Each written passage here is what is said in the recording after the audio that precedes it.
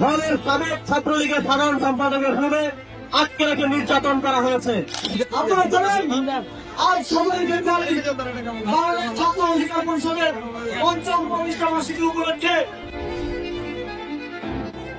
থেকে তেতুলিয়া রূপসা থেকে বগুড়া বাস্তবায়ন করার দায়িত্ব নেবেন। আপনারা কি সেই দায়িত্ব নিচ্ছেন? আপনারা যারা দায়িত্ব নেবেন হাত তোলেন। আপনি নতুন সংগঠন এই একটি উনি আপনি অগতিত না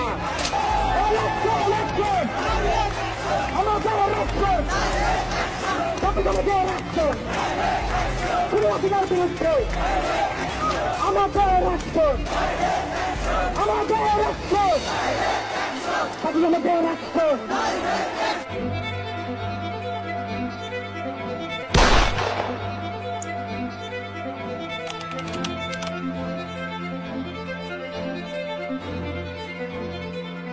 তাদের যে স্পৃহা সেই স্পৃহা অনুযায়ী নতুন বাংলাদেশ গড়ার জন্য একসাথে লড়ে যাব।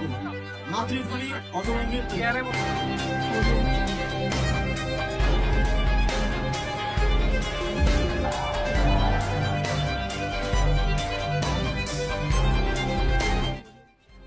খেলার প্রতি একটা ভালোবাসা আছে এবং খেলা এমন একটা জিনিস যেখানে আমাদের একটা জাতীয় ঐক্য তৈরি হয়।